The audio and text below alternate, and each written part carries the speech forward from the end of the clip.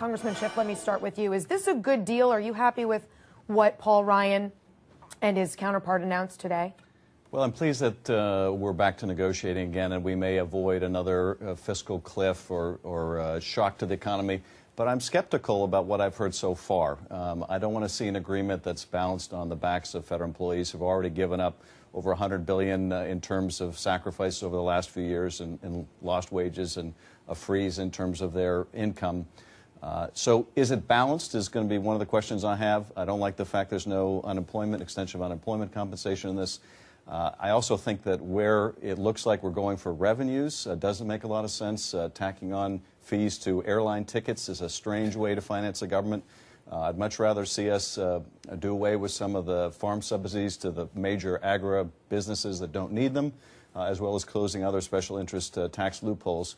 So I have to say, I don't like a lot of what I've heard about it, but the only thing I do like is it may avoid another shock to the economy. So it's good that we're moving forward. But I turn to you, Congressman. Now, a lot of conservative groups have already come out saying they hate this thing. Americans for Prosperity hates it. Heritage hates it. Freedom Work hates it. Are you willing to, in the name of moving forward and getting some deal, avoiding another shutdown, are you willing to buck those big conservative voices and stick with Paul Ryan? Well, I think far too often the question in Washington seems to be, can we make a deal? I'd rather say, can we find a solution? This deal raises spending. There's no way around it. It's more spending for both sides.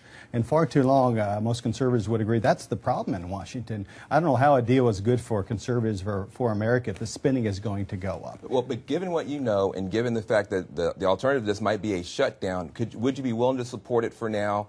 Maybe you can do more later on, but are you willing to support Paul Ryan now?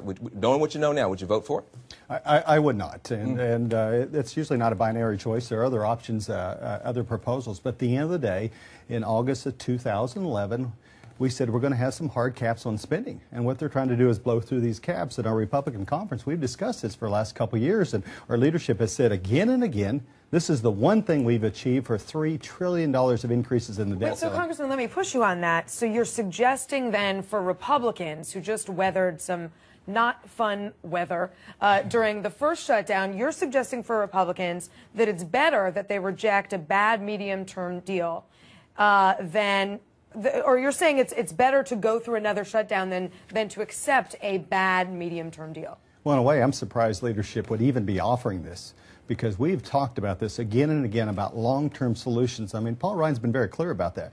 We need not just short-term ideas, we need long-term solutions. There is no changes to the entitlements here. Do you feel that Paul Ryan has sold you out? You saw him at this press conference.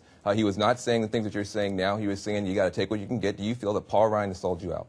Well, I don't know about selling out. I haven't seen the details on that, and I will not say that. But at the end of the day, spending is going up.